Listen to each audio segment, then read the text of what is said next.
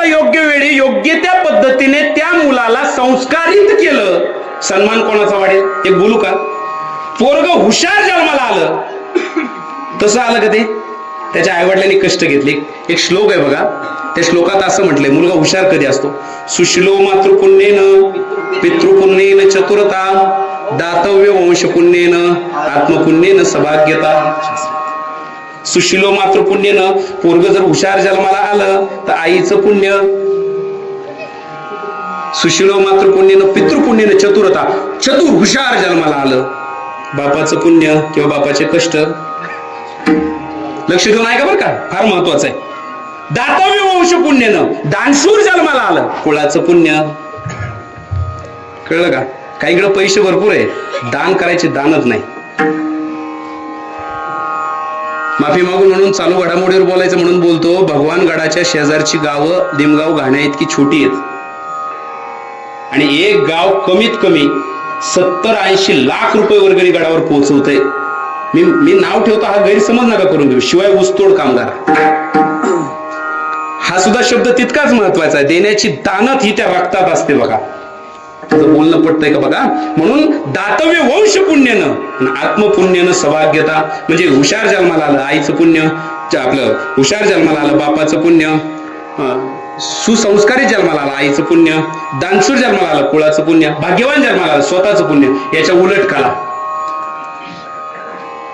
याच्या उलट असं करायचं बरं का. काय ते? उन्मत्तो मातृदोषेन पितृदोषेन मूर्खता, कार्पण्य वंशदोषेन आत्मदोषेन दरिद्रता. विठाला विठाला विठाला.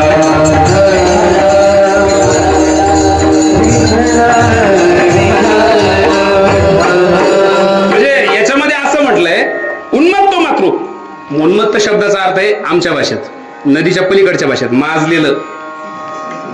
असं जर जन्माला आलं, आईचं पाप, उन्मत्तो मातृदोषेन पितृदोषेन मूर्खता. काही माया अशा सरळ. आता हा अभंग असा आहे बरं का, दुसऱ्या चरणामध्ये बघा काय, मुख्य अमृताची आणि कीर्तनकाराची वाणी नुसती दसाळ.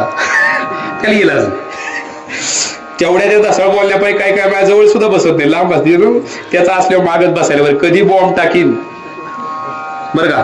माजलेलं जन्माला आलं आईचं पाप, मूर्ख जन्माला आलं बापाचं पाप, कंजूस जन्माला आलं कंजूस. कंजूस म्हणजे 7 पिढ्या पेटवलं तर हिजणार नाही एवढं, पण कंगव्याला दात किती माहिती का? 3च. ते आता तुम्ही विचारूच नका, तुमच्या तुम्ही शोधा कुठे येते. लक्ष देऊन ऐका, इतकं कंजूस. आणि दरिद्री जन्माला आलं स्वतःचं पाप.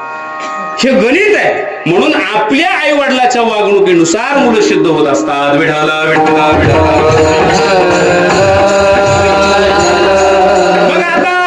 ज्ञानेश्वर महाराज एवढे हुशार आहेत, त्यांचं कौतुक तुकोबरायांना करायचं. का केलं? करताना एवढं धाडस ज्ञानी यांचे राजे शुद्ध बीजापुटी का धाडस केलं? विठ्ठल पंतांका आणि रुक्मिणी आई साहेबांच्या कुळाकडून, कुळ परंपरेकडून, गुरु परंपरेकडे पाहून केलं. कळलं का? ज्या घरामध्ये पवित्र ते कुळ, पावन तो देश, जेथे हरीचे दास जन्म घेते, जिथं साधना आहे, जिथं त्याग आहे, जिथं परमार्थ आहे, जिथं वैराग्य आहे, अशाच ठिकाणी विभूती जन्माला येतात. जिथं पिंपळासारख्या वृक्षाच्या 1.25 लाख प्रदक्षिणा आहे अश्वत्थ वृक्षाच्या. कळलं का?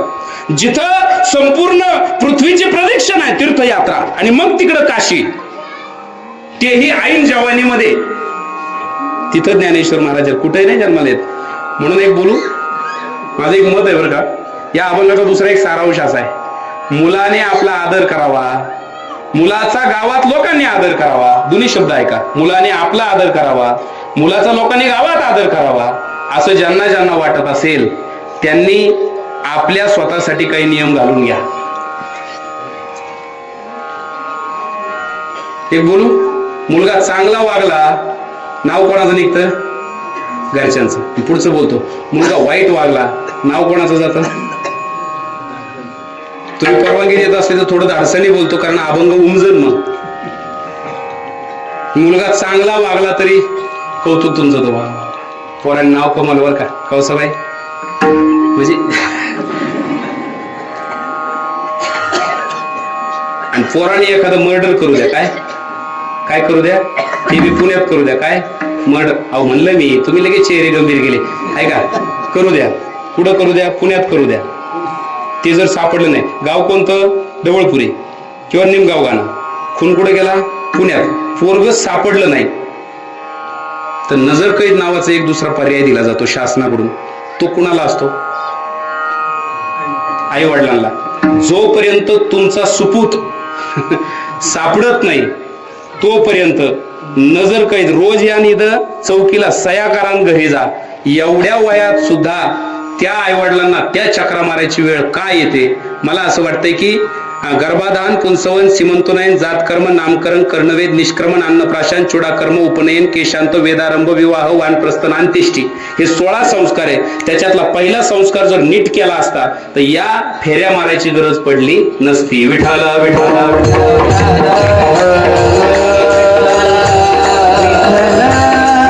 आता ते काय मी ऐकलं, फक्त गोष्ट ऐकलेली आहे कोकरे दादा, की म्हणे एका पोराला फाशी दिली, मग त्याला विचारलं म्हणले तुझी इच्छा अंतिम. ते मला म्हातारीला भेटायचं.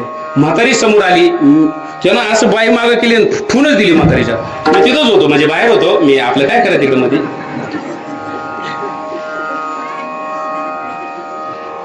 ठून दिल्यावर त्या जेलरला असा राग आला, अरे बावळट आहे का काय तू? म्हणले आईच्या तोंडात मारितो का? म्हणले लाज आहे का तुला? काय का मारली सांग? म्हणले आईच्या ते जन्म दिलाय तिने. म्हणले जन्म दिला हे बरोबर आहे, पण नुसतं जन्म देणं हे जर आईचं कर्तव्य असन, नीट आहे का बरं का? नुसतं जन्म देऊन जर गौरव होत असन, मान मिळत असन. आमच्या ढोळपुरीला एका गल्लीत आहे ना, एका डुकरीनीला 16 पिल्लं झाले हो, मी कालच पाहिलं.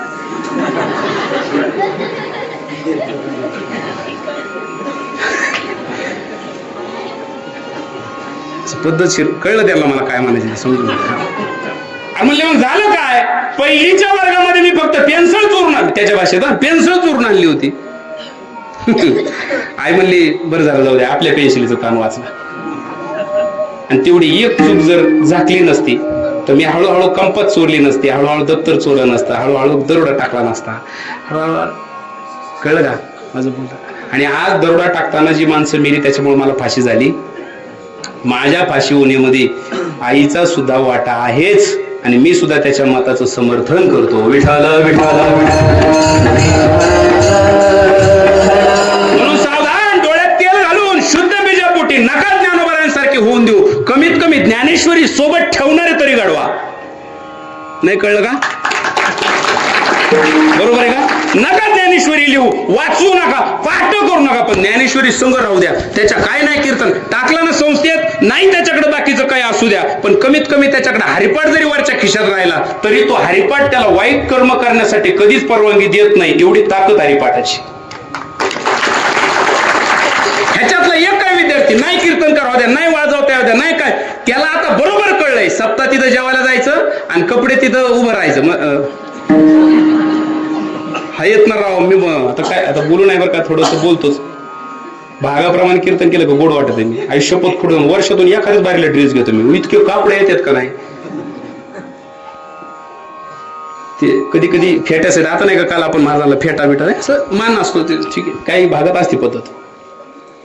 त्याच्या पुढचं सांगू का, एवढंच काय घेऊन बसले तुम्ही? मागच्या वर्षी आता असावं का पुढं 1350 रुपये डझनचा आमरस खाल्ला मी. आंब्याचा आमरस खाल्ला. 1350 रुपये डझनचा आंब्याचा आमरस. पाहू नका, विकत नाही, फुकट. एवढं कोण मागणं घेतं? आम्ही कायच मागत. आता हे गोष्टी मला मान्य नसेल यांच्या तोंडा का पहा, ते सांगतील तुम्हाला. जे मला मुद्दा हा सांगायचा आहे, या सोहळ्याकडे पाहून माऊलीचा मान पाहिला जातो. तोच जर मान आपण सांभाळला, मला असं वाटतंय भविष्य ज्ञानोबरायांसारख्या लाडाचं आहे. आता मला पुढे बोलायचंय, म्हणून माझी विनंती आहे, त्याला अशा काहीतरी मार्गावर उभं करा की विशेष काही कमाई जरी कमवली नाही, आणि याच्या पुढचं बोलू नाही का कुळाचं नाव वाढविना, पण कमीत कमी कुळाचं नाव नाही घालवावा, एवढे तरी प्रयत्न तुम्ही लहानपणात केले पाहिजे बाबा. आणि याच्यासाठी सगळ्यात महत्वाच्या गोष्टी संगत. कळलं का? कोणाकोणाची? आईची बी. आई सुद्धा महत्वाची आहे त्याच्यामध्ये. आता आम्ही मगाशीच म्हणलं, आईनंच जर गाणं लावलं गडुळाचं पाणी, कशाला आता ते काय आईचेच विचार गडुळ म्हणले काय. एक तर आईची संगत चांगली लागन, त्याच्या मित्रांची शाळेत संगत चांगली लागन, आणि तो मित्र शाळा झाल्यावर त्या बायाची संगत चांगली लागन. म्हणजे बायकोची म्हणतो मी, ती चांगली आली तर ठीक. माझं मत आहे एक, 99% तुमचं म्हातारपण हे तुमच्या मुलाच्या विचारावर अवलंबून नसून तुम्हाला तुमच्या मुलाला भेटलेली बायको म्हणजे तुमच्या सुनबाईच्या विचारावर अवलंबून आहे.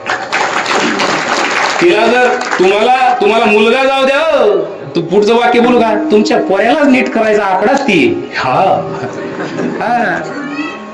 लक्ष देऊन ऐका, ती जर चांगली भेटली तर तुमचं भलं, नाही तर म्हणून एक बोलू का, म्हणून मुलीवर जबाबदारी, म्हणून अधिकार देताना सुद्धा धन्य माता पिता, माता आधी, कुणी कन्या आधी, तोमेव माता आधी. ही कन्या माता आधी का घेतलं, तिच्यावर भविष्य अवलंबून आहे. म्हणून एक महत्वाचं वाक्य आता जाता जाता वापरतो, आपण आपलं भविष्य बघून आज काही सुखांचा त्याग करा. नाही नवे कपडे असले तरी चालल, नाही चांगली गाडी असली तरी चालल, नाही घर उभं करता आलं तरी चालल, पण मुलाला शाळेबरोबर संस्कार देण्यासाठी मी प्रयत्न करेल असं प्रत्येक आईनं प्रतिज्ञा घेतली पाहिजे, तेव्हा या अभंग लागू होईल. नाही तर तो अभंग काय नुसतं सांगायसाठी का,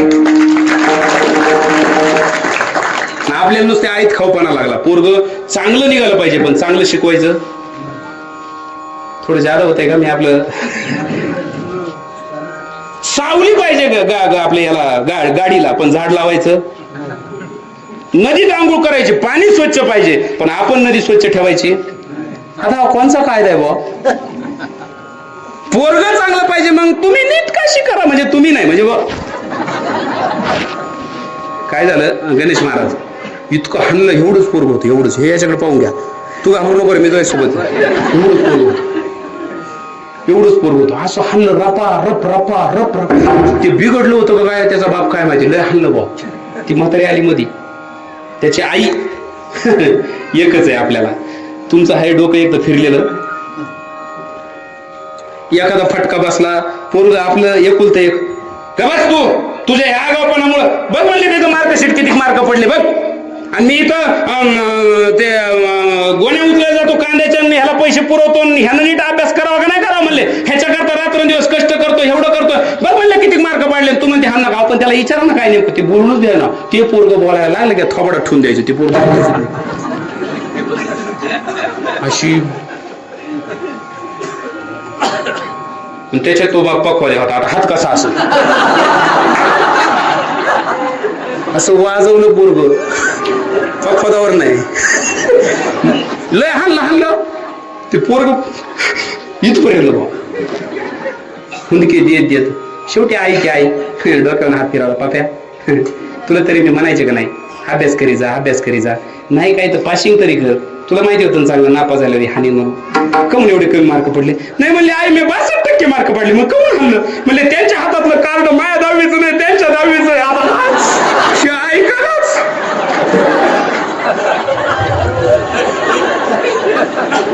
आणि मी 10 मिनिटं झाले सांगतोय का बाबा बाबा म्हणून तरी असं कुठं असते का म्हणले. आता एवढ्या तरी तुम्हाला कळायला पाहिजे. आता अजून एक बोलू का, अजून एक माफी होईल, ज्याच्या त्याच्या बुद्धीची क्षमता आहे. आपणच 10वीला काय दिवा लावला, मग पोराकडून किती अपेक्षा ठेवा, पोराकडून तर लय अपेक्षा, पहिल्या मार्काने आला पाहिजे, खाऊ पिंडे का ती आपण आपल्याकडे जेवढे बघा, आपलं जसं रक्त चतुर असेल तसंच मुलाचं असेल, तुमचं रक्त चतुर. हे बघा मी माफी मागून बोलतो, प्रत्येकाची बुद्धी क्षमता निराळी आहे, पोरांवरती धाक ठेवू नका, पोरं उभे वाळवलेत तुम्ही, त्याच्या नशिबातच असलं तर ते 100% शिकणार, पण तुम्ही फार टक्केवारी त्याच्याकडून अपेक्षा ठेवू नका, येड होईन ते एखाद दिवशी. त्याला दप्तर झालंय जादा, त्याला वेळ झाली लवकर, ते काकडतच उठत आहे. मला तर महापूर्व शाळेतूनच काढा वाटत, शपथ मारू त्याची खोटी. आणि मी मारुती शपथ घेऊन अजून एक वाक्य सांगतो, मारुती शपथ खोटी घ्यायचं धाडस मी नाही करणार. त्या तो ज्या शाळेत आहे त्या शाळेत जाऊन चौकशी करायची, सगळ्यात जास्त शाळा बुडवण्यामध्ये माया पोराचा नंबर नाही निघाला ना, परत कीर्तन नाही करणार. आणि त्याला काय झालं, कारण त्याला बी कळलं आपला बाप शाळेचा थोडा विरोधातला, ते गप येते माया मागे, त्याच्या ते शाळेत ते बाबा हे जाऊ दे जाऊ दे, त्याला आठवड्यातून 4 दिवस शाळा आहे. त्याच्या पुढचं थोडं आगाऊपणाने बोलतो, आपली जेवढी थोडस वेगळं बोलतो, माझी लायकीच नव्हती बा, जेवढ्या उंचीहून आज तुमच्या सोबत समोर प्रचार प्रसार संप्रदायाचं करतो तेवढी लायकीच नव्हती. आता जी लायकी प्राप्त झाली त्यातून असं वाटतं की पुढच्या 2-3 पिढ्यांना कमी पडणार नाही, एवढी माणसं जोडलीत. पैसा नाही म्हणत मी, माणसं जोडलीत. मग माझं प्रत्यक्ष मत आहे बा, तो साहेब झालाच पाहिजे असं. आणि पुढचं वाक्य तुम्ही ध्यानात ठेवा, मला आठवण द्या त्यावेळेला, जरी तो साहेब व्हायला लागला तर मी त्याचे कागद फेटून देईन. अहो एकच आहे, काय पस्तावा साहेब झाल्यावर. ज्याला कळण त्याला कळण, ज्याला नाही कळण त्याने हो द्या साहेब, मग मला भेटा. आणि ज्याला पोराला साहेब व्हायला पाठवायचे त्याच्याकडून पैसे मागून घ्या, मला देऊन ठेवा. आपल्याला त्या शाळेबरोबर आश्रम शाळा दुसरी काढताना वृद्ध शाळा काढावं लागणार, झेटाचे काम आहे. म्हणून माझं आता झालं, माझं बोलणं इथपर्यंत आलं होतं. आपण जसे आहोत, एक विदर्भातली म्हण म्हणून दाखवू का? बाप तैसा बेटा, पुढचं काय? कुंभार वैसा. अजून त्याच्या पुढे एक म्हण आहे महाराज. हे झालं बाप तैसा बेटा आणि कुंभार वैसा लोटा. दुसरी म्हण आहे, माय तैशी लेख, गुढी तैशी मेघ. त्या आधी गुढी तैशी मेघ, माय तैशीच लेख.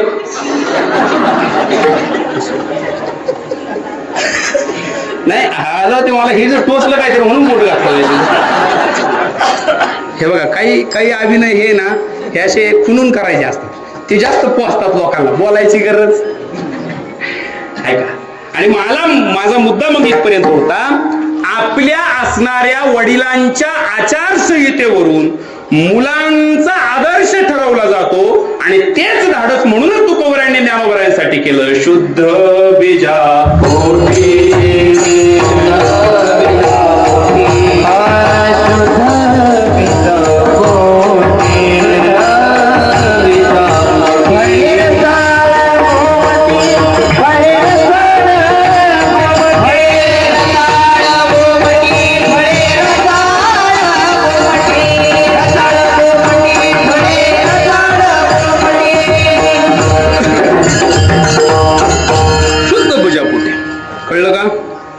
कळलं का तुम्हाला? नाही कळलं म्हणून आज थोडं वाढवतो. म्हणून तुमच्या मुलांनी तुम्हाला सांभाळावा, आदर द्यावा असं वाटत असेल, तुम्ही तुमच्या मागच्याला आदर द्या. ही पोरं नवी पिढी जे त्यांना तुम्हाला ट्रेनिंग देताना हे सगळ्यात आधी ध्यानात ठेवायचंय, ते पोरं सांगून ऐकत नाही. कळलं तुम्हाला? तुम्ही त्याला सांगा, ते ऐकणार. तुम्ही करा ते. तुम्ही मोबाईल हातात घेतला ना दोघा आईबापाने, ते काय मागणार? तुम्ही वया पुस्तक हातात घ्या, त्याला लिहिता येत नाही अजून, ते असं तुरु जाणार, ती वही आणणार, पेन आणणार, त्याच्यावर गिरबडीत बसणार. आणि त्याला नाहीच वही सापडली, लिहून घ्या माझ्याकडून, ते विदडावं लिहिणार का नाही? आणि आई बापाने तसं कृत्य केलं तर कळलं का? त्यांना जर हे सुधारलं नाही तर पोराला सुधारणार. आणि मी हे उदाहरण मागे 2-3 बार सांगितलं. एक दिवस काय झालं, आळेफाट्याचे एक महाराज आले आमच्या घरी आणि ते कृष्ण तिथंच होता घरात. मी आपलं फुकटात वजन आणलं, कृष्णा महाराज आहेत बाप्पागर. ते असं बेतडाजवळ होतं का, ते असंच सरकलं, असंच आयला म्हणले हे तर नाव खराब करते काय ना बाप. यार पाय पडणार, ते असं बघायचं ना असंच बघायचं, असंच बघायचं. लय तो आली म्हणलं ठून देवायचे, पण म्हणलं एवढं राग माइंड करायची काही गरज. मागून मॅच लाजल्याने विषय डायव्हर्ट केला. पाऊस कस काय तुमच्याकडे? विषय न्याला बदलू ती तेवढं. ती गेल्या पहिले बायकोकडे लपून बसलो, त्याला वाटलं आता बाबा कार्यक्रम करत. त्याला मी एकच प्रश्न विचारला, तिला म्हणलं त्याला विचार बरं ते पाया काऊन नाही पडलं? त्याने काय उत्तर द्यावं? ते म्हणले मी पडलो असतो पण बाबाच नाही पडले, मग मी काय पडलो?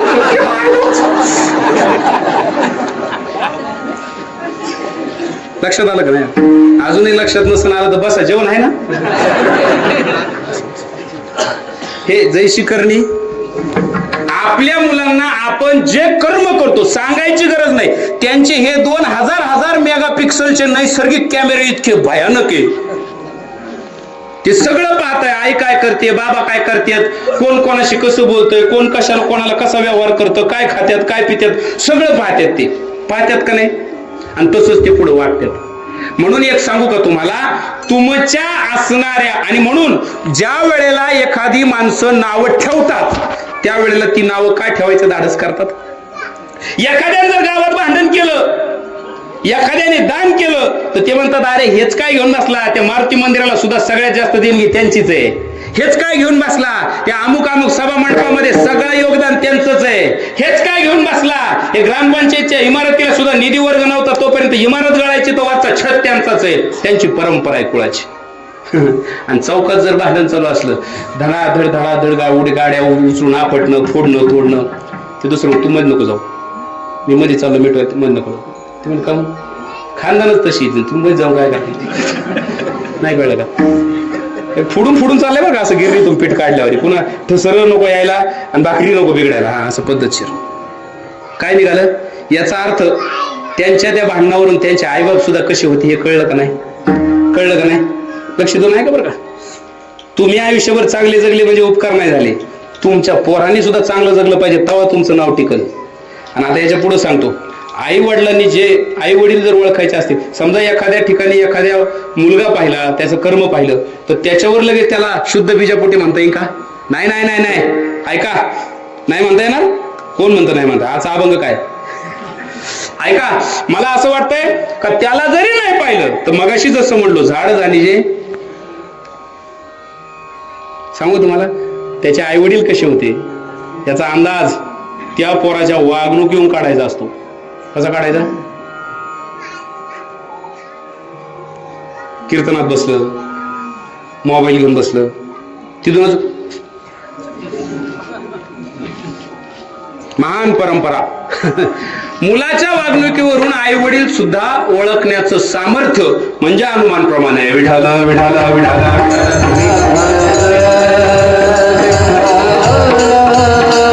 आपल्या हिताच्या ठिकाणी जो पोरगा जागा आहे बरं का, लक्ष देऊ का, जो चांगल्या कर्मामध्ये आहे त्याचंच कौतुक केलं जात आहे. माझं बोलणं नीट आहे का? आपुलिया हिता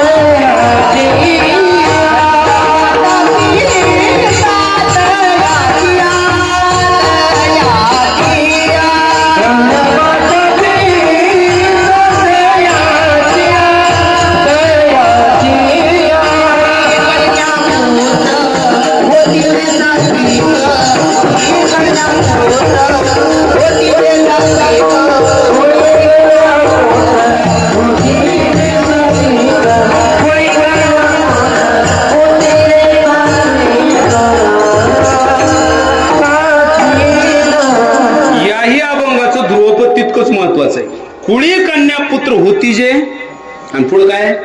तयाचा हरिक देवा. याचा अर्थ देव म्हणजे पितर बर का, आणि देव म्हणजे देव पण, म्हणजे त्या पितरांना सुद्धा आनंद होतो. अशा कुळी कन्या पुत्र, आपल्या कुळात चांगली मुलं जन्माला, नाव चांगलं निघालं. कारण आहे त्याचं, मुलं जे वागतात त्यानुसार आई वडिलांचा सन्मान होत असतो, किंवा त्यांना नाव ठेवलं जात असतं, किंवा त्यांना ओळखलं जातं. एक उदाहरण चैतन्य महाराज देगलूरकरांनी सांगितलं होतं. मी आळंदीत असताना ते ऐकलं होतं. जे माऊलीचं मंदिर आहे मोठं आता ज्ञानेश्वरीचं, त्याच्या तळात ते कीर्तन झालं होतं. अर्ध्यावरच गेलो होतो ना, अर्ध्यावर गेल्यापासून पुढं आता माऊलीचा सोहळा म्हटल्यावर तोच अभंग घेतला शुद्ध बीजापोटी, आणि त्याच्यात ते उदाहरण ऐकलं होतं का मुलाची वागणूक जी आहे त्याचा संबंध आईवडिलांशी पितरांशी फार असतो. त्यांना त्याच्यापासून मान किंवा अपमान प्राप्त होतो. काय प्राप्त होतो? अजून सोपं करू नका, आई वडील कोण कसे असतील याचा अंदाज मुलाच्या वागणुकीवरून लावता. कळलं का माझं बोलणं? अजून एक सांगू, भूमीचे मार्दव सांगे कोंबाची लवलव, नाना आचार गौरव सुकलिनाचे. काय ते पीक आहे ना, पीक, त्याच्यावरूनच माती काय पद्धतीची असेल ते कळते. पीक भारी आलं असेल, जमीन कशी आहे? सुपीक आहे, कसदार आहे, वातावरण अनुकूल आहे. तसं मुलं कशी वागतात त्यानुसार त्यांच्या घराणेशाहीची असणारी दिग्दर्शनता आपल्याला दिसते बरं का. घराचं दिग्दर्शन तिथून घडतं. तेवढं उदाहरण सांगतो, झालं आपला वेळ संपला. त्याला काय कीर्तन करायला काय लागत होतं? बाबू शेठ एक पोरग होतं, राजा राजा राजा होता. ऐका, लक्ष द्या पटकन. ते त्या घराण्याच्या वागणुकीवरून दिग्दर्शन घडतंय कुळाच, मुलाच्या वागणुकीवरून. छायामावशी सोप्यात सांगायचं झालं तर पोराच्या वागणुकीवरून आईबाप कोण आहे हे ठरवता येतं. चांगले वाईट क्षेत्र सुद्धा ओळखता येतं. पंचांगवाला असलं तर घराची दिशा कशी आणि कोणा कसा काढला त्याच्यावर घरातल्या माणसाचा स्वभाव कसा असून हे सुद्धा पाहते ते पंचांगाचा स्वतंत्र अभ्यास. तर्कशास्त्राने चालणारे लई लोक आहेत, कळलं का? आणि मग ते राजा आहे का राजा, तो राजा काय झालं पटकन सांगतो. पोराच्या वागणुकीवरून बाप अंदाज काढायचा, याची खानदान कशी असेल, हा कोणाचा असेल काय, असं एक सगळं काढता येतं शुद्ध बीजापोटी. राजा होता राजा, आणि राजा म्हणलं की शिकारीचं नाद ते काही सांगायची गरज नाही. ते त्यांची असणारी तालीम, ती तालीम बाण हुकू नये.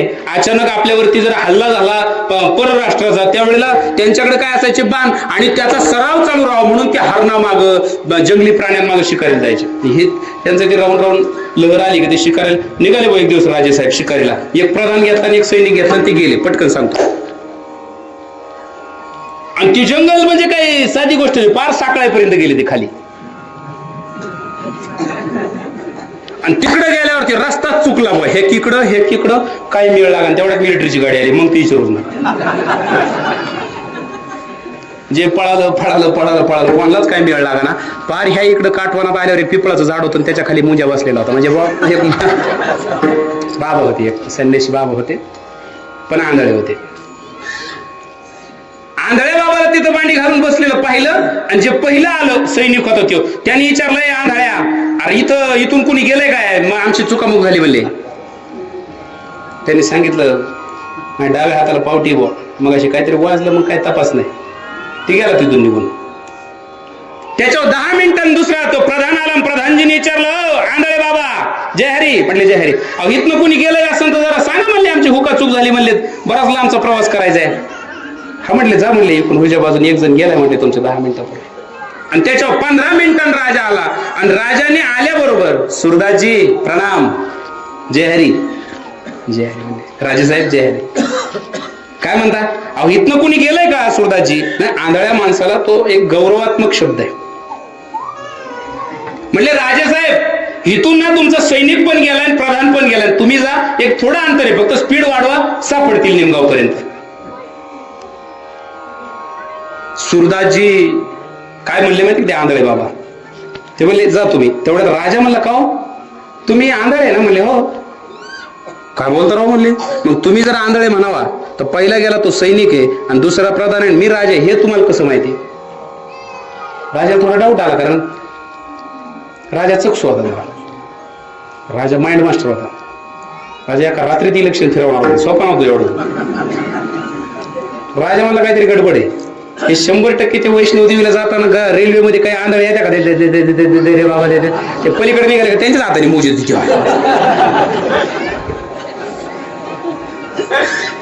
म्हणजे काहीतरी घोटाळा म्हणले, तुम्हाला खरंच दिसतं का? म्हणले या शपथ, म्हणले मारुती शपथ भाऊ, खोट नाही बोलत म्हणले, मला नजर नाही. म्हणले मग तो प्रधान, मी तो सैनिक, मी राजे, हे कसं कळलं? म्हणले ते म्हणले मी अनुमान लावला. अनुमान?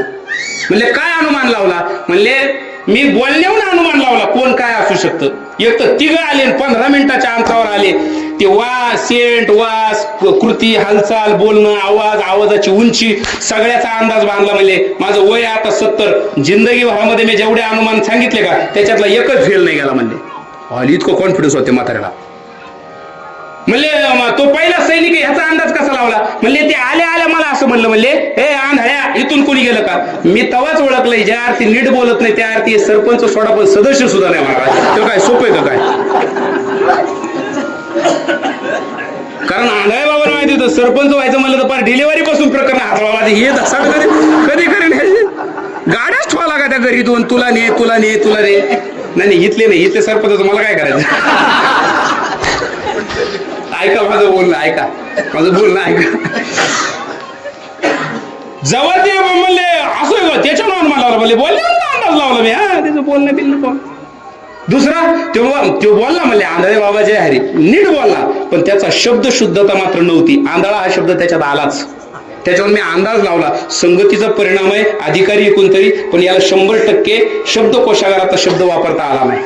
आणि तुम्ही आल्यानंतर तुम्ही जो सुरदासजी शब्द वापरला, हा शब्द पूर्वीच्या काळी राजघराण्यातले राजकुमार गुरुगृही शिकायला गेल्यानंतर गुरुकुलात शब्दकोशागारातून योग्य त्या शब्दांची सूचना दिल्यानंतर संस्कारित केलेला जो शब्द आहे तो फक्त राजकुमार घराण्यातूनच येऊ शकतो, दुसरीकडून नाही. त्याच्याहून मी अंदाज लावला हा राजा असला पाहिजे. काय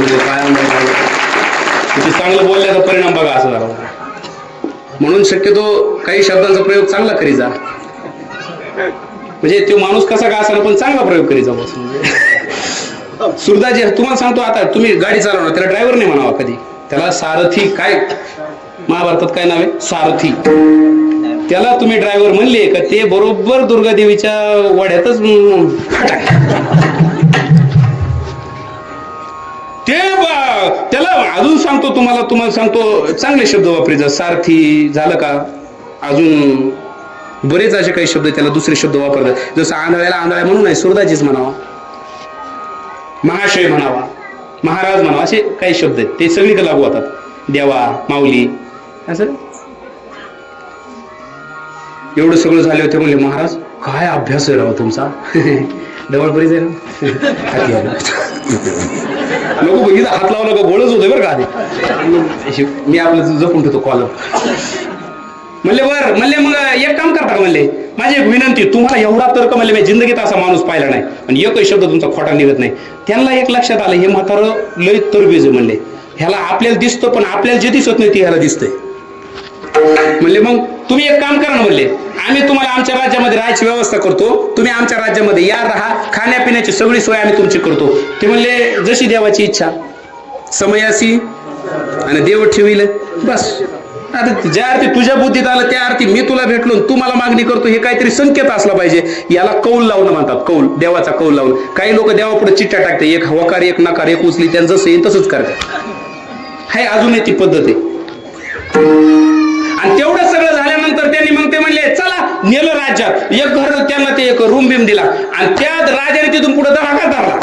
माझ्याकडे सुद्धा असं म्हणजे अनुभव आहे माझा, ज्यांना अचंबा आला का नाही आले बरोबर निघालं. ते काही जरी करायचं असलं तर पहिलं मला फोन करते. काय काही जर आता त्या दिवशी महाराजांनी सांगितलं ना, गंगेत जरी आंघोळ करायची असली तर कुणीकडे तोंड करून आंघोळ करू, पूर्वेकडे कडू का पश्चिमेकडे कडू. म्हणलं शास्त्र काय का असायला पण तो कपडे जिकडे तिकडे तोंड कर. ऐका ना, त्या दिवशी सांगितलं महाराजांनी, लक्ष देऊन ऐका बरं का. ते सगळं सांगत येत बरं का, अनुभव आला. राजानं काही राज्यात घडत असलं राजाने त्याच्याकडे कौल लावायचा, बाबा आपल्याकडे 2 घोडे शिरपूर इकायला आलेत म्हणले, आपल्याला पळणारा घोडा पाहिजे, गरज आहे घोड्याची. आपल्या असणाऱ्या घोड्यांपैकी एक घोडा कमी पडतो, घेऊन टाका म्हणले. नाही तुम्ही बघायला चला याच्यातला पळणारा घोडा कोणता आहे.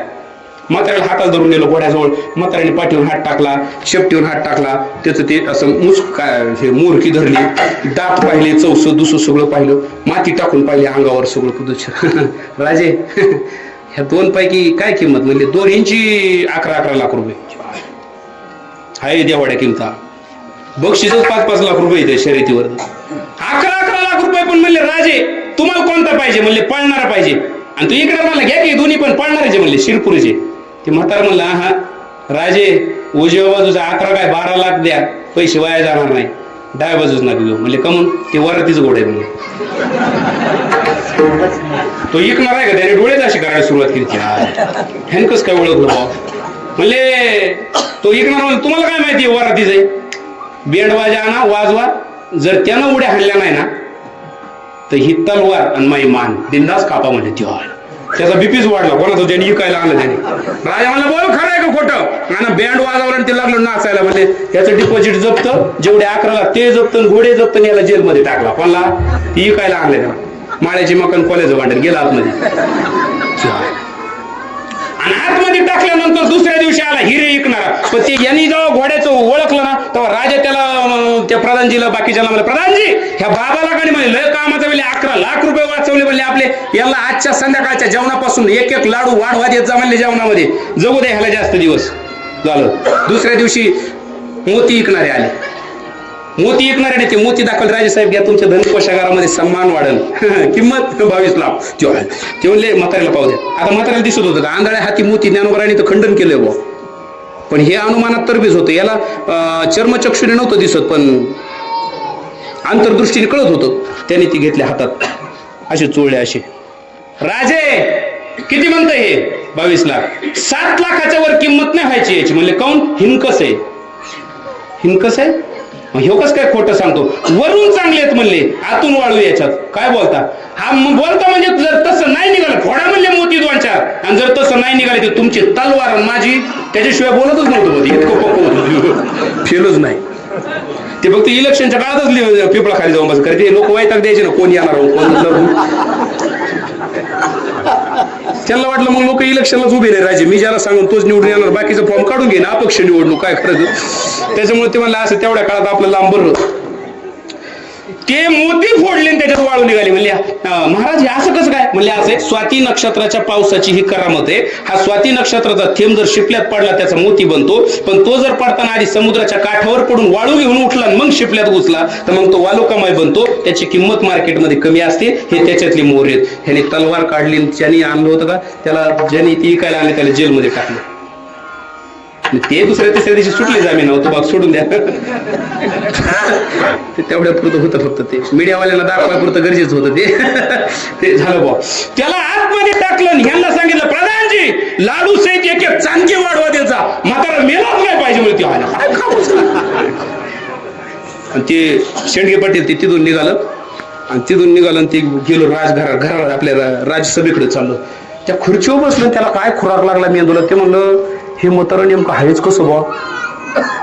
याला प्रधान कळतो, याला सैनिक कळतो, याला राजा आहे का ते कळतो, सरपंच आहे उपसरपंच ते कळतो, याला गोढा कळतो पाळणारा, याला मोती कळा द्या, ज्या अर्थी याला कळतो. याला कोणतीच गोष्ट अशी नाही जी कळत नाही. अशा अर्थी याला माझं सुद्धा बरंच कळत असं. जे डोक्यात त्याच्या किडा घुसला ते तिथून निघालं, पुन्हा म्हाताऱ्या घाला बाबा जय. म्हणले महाराज तुम्हाला एवढं कळतं मग माझ्या बाबतीत काहीतरी सांगा. ते आंधळे बाबा म्हणले राजे एक विनंती माझी. म्हणजे काय? मला परत पिपळा खाली नेऊन घाला म्हणजे. माफी मागून बोलू का? मोठ्या लोकांचं सांगायचं म्हणजे मोठ्या लोकांच्या कुटाने तुम्ही लय चॅप्टर बोलतच नाही. मोठे कुटाने एवढे कोण सांगत गेले त्याला ते डिपॉझिट हे आपल्या अंगावर उलटी कुलका यायची. म्हणले काय करावं आता? म्हणले राजे मी तुमच्या पाया पडतो, मला आपलं पिपळा खाली नेऊन घाला. म्हणजे आपलं माती खाली तिकडं पण इकडं नको. राजे म्हणजे तुम्हाला एवढं काय काम आलाय? म्हणजे काम नाही, राजा बोलेन उलटा करू. ह्या बघा म्हणजे आपल्याला जमणारच नाही. श्रीमंताचा चालला गाड आणि गरीबाचा झोपड मोडा. त्या म्हणले खासच आहे बरं का. पण जुन्या लोक म्हणले बरं जगतोय सुखाने राहतोय पिपळा खालीच बरं. म्हणले टेन्शन घेऊ नका. आपण राजा असं काय करतो तुम्ही? तुमच्या बाबतीत सांगायचं म्हणजे खरं सांगावं लागेल, आणि मी खरं सांगितलं तुम्हाला बरं वाटणार नाही, आणि तुम्हाला बरं वाटणार नाही म्हणजे तुम्ही मला मारणार. एवढा कुठाला सांगितलंच कोणी? त्यापेक्षा एवढ्या लोकांपुढे त्यांनी अशी हमी घेतली, तुमच्या केसाला सुद्धा धक्का लावणार नाही. कबूल आहे? म्हणले कबूल आहे. आणि एवढी पब्लिक जमा केली, आणि एवढ्या पब्लिक मध्ये म्हणले राजे म्हणले सांगा. म्हणले पण मी खरं बोलणार. म्हणले बोला, पण तुम्ही मला मारायचं नाही वचन दिलं. म्हणले धक्का सुद्धा लावणार नाही वचन आहे. म्हातारा म्हणले काय करावं आता याला? मागून म्हातारा राजे थोडं इकडे बाजूला नेलं बाबडी जवळ. तुम्हाला एक जुने म्हणून माहिती म्हणजे काय झाकले मोठ कशाला बोलायला होता लोक म्हणले इथं जाऊ द्या राव. ते म्हणजे राजा म्हणलं नाही नाही मी आज ते ऐकल्याशिवाय कीर्तनातून उठणारच नाही म्हणलं. बघा बा म्हणले अजूनही वेळ गेली नाही. माझं मत आहे बा, तुम्ही विचारून नाही मी सांगू. तुम्ही सांगा म्हणलं ना तुम्हाला बाकीच्या पंचायती करून आज लयच मान आलाय तुम्हाला. म्हणले ठीक आहे तुम्ही लयच तापले तर सांगतोय. म्हणले त्या आंधळे बाबांनी सांगितलं बघा बरं का राजे. म्हणले हो एवढ्या लोकात बघा बरं का राजे, मी बोलन ते खरं बोलन. म्हणले बोला तर राव तुम्ही. म्हणले काय नाही तुमच्या बाबतीत एक असे राजे म्हणलं पण माझा एक नियम आहे बरं का, जे सांगायचं ते कालपर्यंत कोणी सांगितलेलं नसलं पाहिजे, आणि आज जे सांगणार आहे ते खोटं नसलं पाहिजे. हे 2 नियम आहे माझे, त्याची काळजी नको करू. म्हणले आपण डवळपुरीच आहे मी काय काहीच येत नाही तरी कळून देत नाही कोणाला. काय साधी काम तुम्ही काय टेन्शन घेऊ नका. तसंच सांगतो आपण राजे सांग पटकन. काय बोललं माहिती ते म्हातारा? राजे तुमच्या बाबतीत विशेष सांगण्यासारखं असं आहे. म्हणले तुम्ही तुमच्या बापाच्या पोटचेच नाही. म्हणजे आता काय तलवारच काढली. राजा मी माझ्या बाबतीत असं बोलतो खरं बोललो म्हणले मी. तेवढ्या तलवार ते बाकीचे पंच होते का ते म्हणले तलवार खाली ठेवा, तुम्ही करार लिहून दिलाय धक्का लावणार. ते शांत झालं बा. धक धक धक धक राजा म्हणजे हाताने चव वाजली. म्हणले काय बोलता तुम्ही? म्हणले तुमच्या आधार कार्डावर ज्याचं बाप म्हणून तुमच्या मागं नाव आहे तो तुमचा बाप नाही. काय बोलता? नाही. म्हणले मग कोण आहे तुमचा माझा बाप? तुमचा बाप आचार्य म्हणले. एक आचार्य. आचार्य माझं खोटं वाटत असन इथं मला बांधून टाका आणि तुमच्या मम्मीला जाऊन विचारून या मी कोणाचा आहे, तोपर्यंत मी येतच आहे. आणि जर खोटं निघालं तर तुमची तलवार आणि माझी. आता पाठ झालं बघा. आता काय अडचण ते त्याने लगेच बुलेट काढली. आपले हे गोड तवा नव्हती. तो लगेच घोड्यावर बसला. त्या शिरपूर लगेच आईकडे गेला. आई बाहेर आहे. राजमाता काय झालं बेटा, आज लई तापलाय. बाकीचं बोलू नको म्हणले. मला पहिलं हे उत्तर दे, माझा बाप कोण आहे.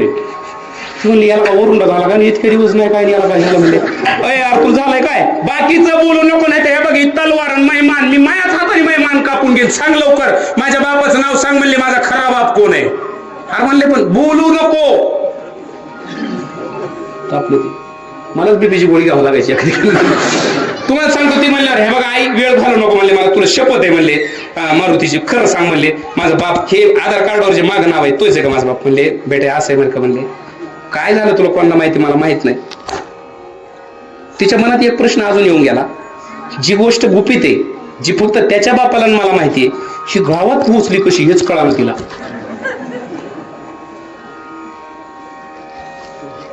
ती म्हणली भाऊ काय झालं माहिती का, तुझ्या बापाचं माझ्यावर लई प्रेम होतं. म्हणजे आम्ही शाळेतच एकत्र होतो. हा ते चांगलं सांगतो या काय माना खाली काढून असं देत राव. तेव्हापासून आमचं ठरलं होतं लग्न करायचं. मग ते आवडती असल्यामुळे माझ्याशी लग्न केलं. पण दुर्दैव असं की मला काय मूलबाळ झालं नाही. 10-12 वर्ष वाट पाहिली, पोरसोर काय व्हायना. 9 करून पाहिले सगळं काहीच व्हायना. शेवटी तुझ्या बापाला मी विनंती केली ती दुसरं लग्न, पण त्यांनी एक निष्ठता बाळगली आणि लग्न केलं नाही.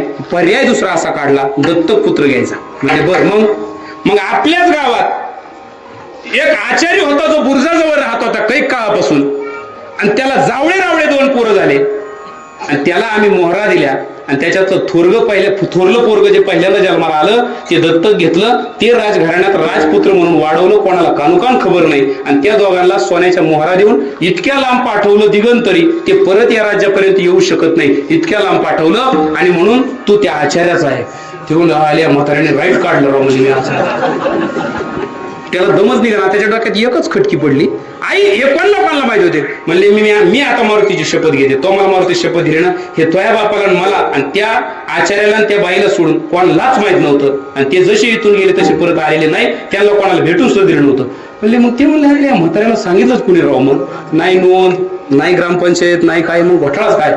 त्यांनी जसं तिथून निघाला लगेच पुन्हा आला त्या बाबाकडे. म्हणजे बाबा जय हरी. म्हणले काय आता मला फक्त एक प्रश्न विचारायचा. बाबा खुडी ते म्हणजे तू अजून जिरली नाही का आता. ते म्हणले मग आता अंतिम प्रश्न आहे. मला एवढा लास्टच प्रश्न आहे माझ्या, एवढ्या शेवटच्या प्रश्नाचं उत्तर दे. म्हणले काय, मी आचार्याचा आहे हे तुम्हाला कोणी सांगितलं. अरे म्हणजे येणार आहे काय तू, तुला 2-4 आठवड्यापासून तेच सांगतोय. मला कुणीच काही सांगायची गरज नाही, कुणीच सांगत नाही. मी अंदाजाने काढत असतो सगळे. म्हणजे अंदाजाने हा म्हणले जसं प्रधान राजा आणि सैनिक अंदाजाने ओळखला, घोडा अंदाजाने मोती अंदाजाने ओळखली, तसं तू आचार्याचं हे मी अंदाजाने ओळखलं. ते म्हणले कसा अंदाज लावला. म्हणले मला तू इकडे घेऊन आला त्यावेळेस मी तुझे 11 लाख रुपये वाचवले आणि चांगला पळणारा घोडा शोधून काढून दिला. तो मला बक्षीस काय दिलं, लाडू. त्याच्यानंतर मी दुसऱ्यांदा तुला मोतीचे पैसे वाचवले 22 लाख, तो मला बक्षीस काय दिलं, चाणकी. मी तवाच अंदाज लावला हे राजा जरी असलो तरी लक्षण आचार्याचे घोटाळा वगैरे काय त्याला.